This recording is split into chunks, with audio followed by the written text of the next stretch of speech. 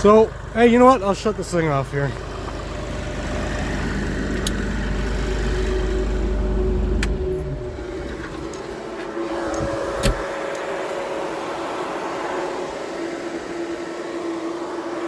Now I got the panels off. No reason in particular, I just haven't put them back yet. I should do, because it looks like it's beat the heck, but it's really not. It's still pretty brand new. So I've been clearing snow with this, and some people have wondered what it's like to clear snow. It's not bad, but it's not great either. With these tires, the turf tires, they're better than you would think, but they still get hung up awfully easily, and it gets hung up because it's articulating too. So I wouldn't write it off completely. I think with a snowblower on the front, it would be good. Now I got an asphalt driveway here, which you think would be better than gravel. And there's pros and cons to that too. I think with gravel you might have some traction, but then you're going to be digging into gravel. And with the asphalt, it's nice and smooth. You don't have to worry about digging into the surface, but it is slippery. And my asphalt's a little older here, so it's not perfectly flat, which is not great either. Where the concrete meets the asphalt there, I got a couple lips.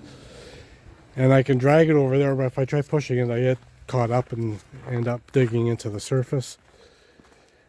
And then you leave a layer, it becomes like an ice surface. So if you were getting this machine for the purpose of clearing snow with a blade or a bucket, I wouldn't recommend it. This bucket is not a snow clearing bucket. I was not able to get one this year.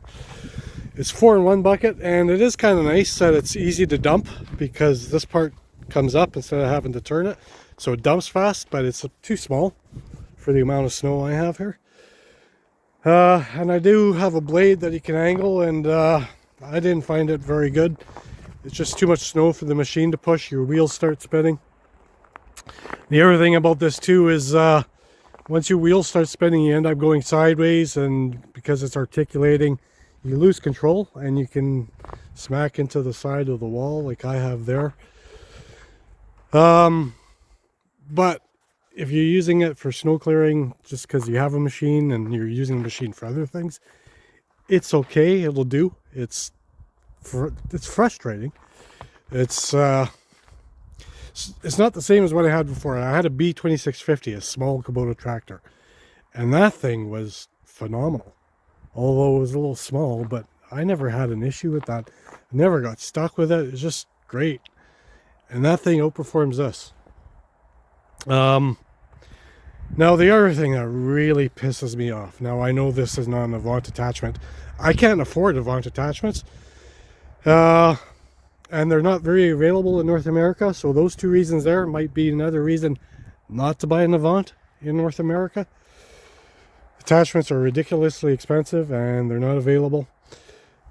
But here's the thing. This adapter that goes to common skid steer hydraulics ends up hitting on there when you roll the bucket back.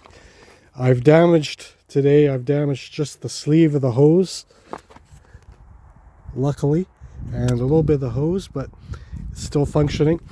But then you also put pressure on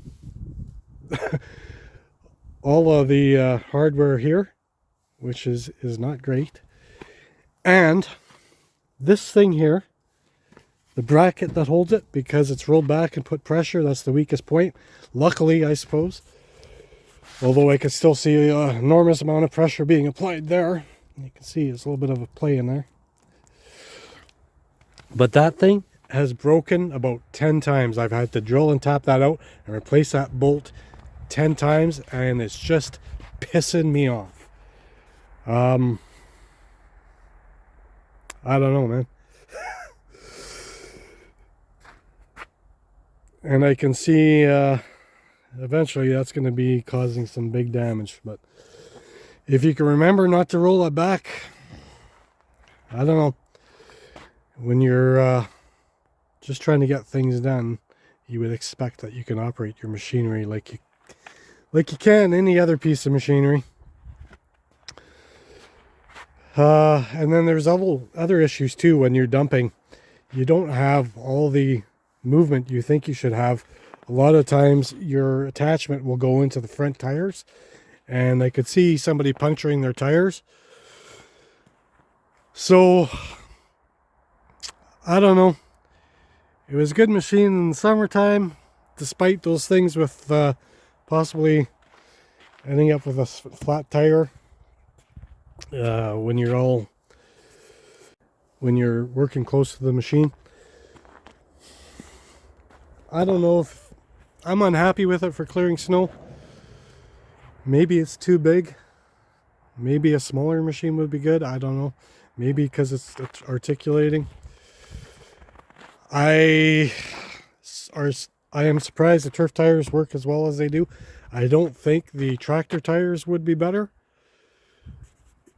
on these conditions, but I don't know that for sure. So I don't know. It's an awfully expensive machine. I don't think I could resell it and get good value out of it. I think I'm kind of stuck with it. Just because it's not a very well-known machine, so there's not a big demand for them, especially on the secondary market. I don't know. I might be wrong about that. I don't know what I would replace it with though, because it is pretty versatile. And I am trying to get a blower, but I haven't been available to take arrange delivery for a blower I found on Marketplace.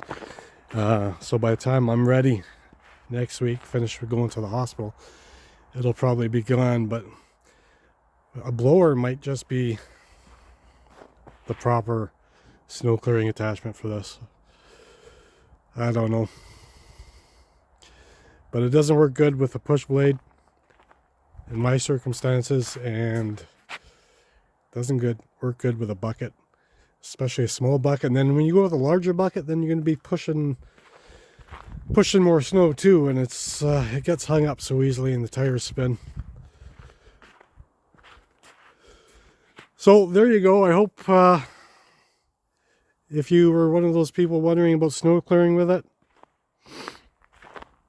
I would give it out of 10, maybe a 6. I thought it would be better. And again, I'll say it again, I'm surprised that turf tires do as well as they do. But I've had a smaller tractor with turf tires, the B2650, that outperforms us.